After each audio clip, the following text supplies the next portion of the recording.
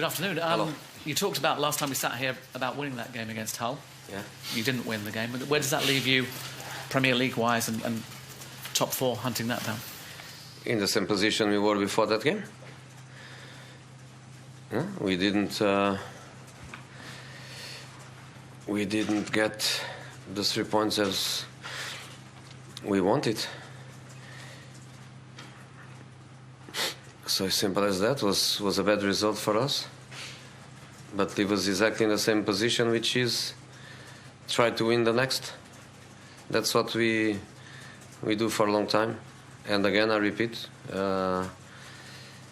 every draw, we deserve the victory. We never had a draw where we could say we were lucky,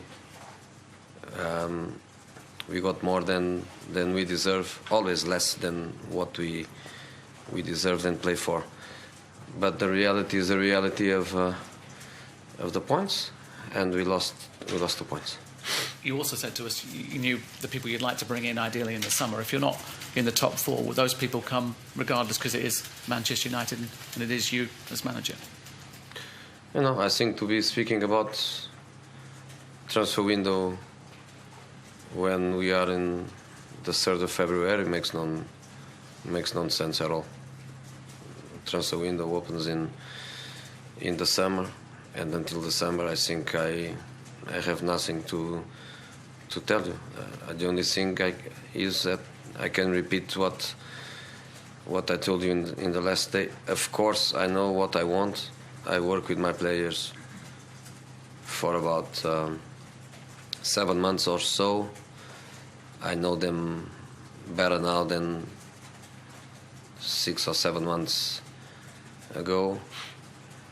I think what we need, I'm very realistic. I know what are the impossible targets.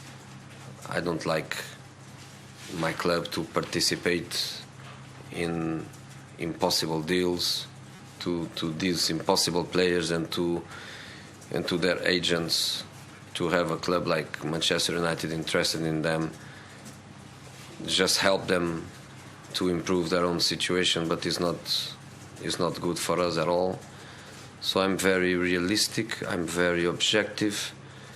My board knows what I think are our needs, and from now until the summer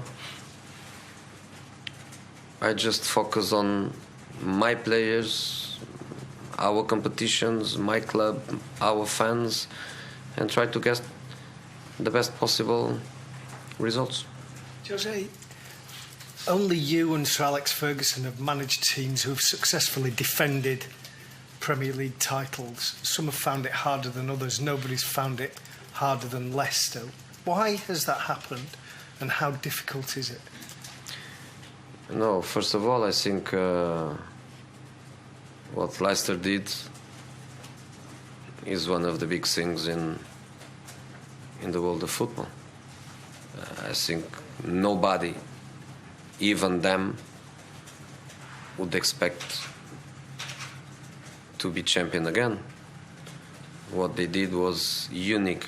What they did was so unique that Claudio deserved to be named the best manager in the world. It was amazing what they did.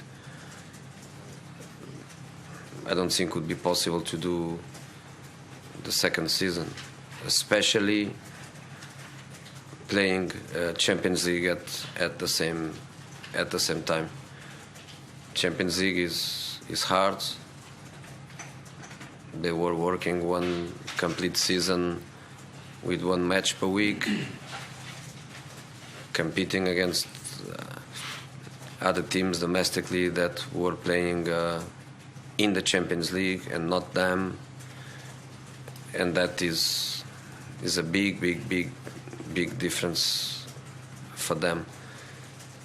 So nobody would expect them, I think not even them, to be fighting for the title again.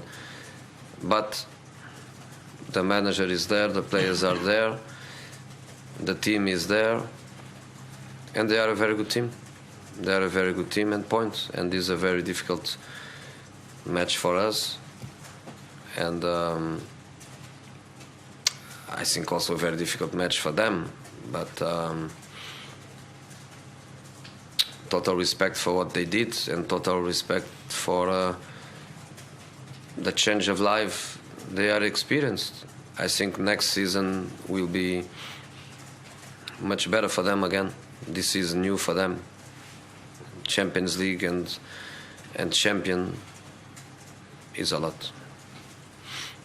How much of an effect is playing one game a week? Because obviously two of your rivals, including the team that's at the top of the table, are only playing one match a week. You're about to start in Europe again, so are City and Arsenal. Affect a lot. That's obvious.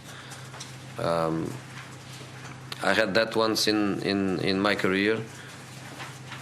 Of course, was a small club. Was my club before I go to Porto, and the repetition of the weeks, the cycle that repeats every week. Play, next day off, starts, first day of the week, you know what to do. The second day of the week, you know what to do. The third and the fourth, you have always 4 days in a week to work. If a player is in fatigue, there is no fatigue. If the player has a small injury, there is no accumulation. So in the end, the team, by the tactical point of view, becomes better than the others that don't have the same time to work. Accelerate the process of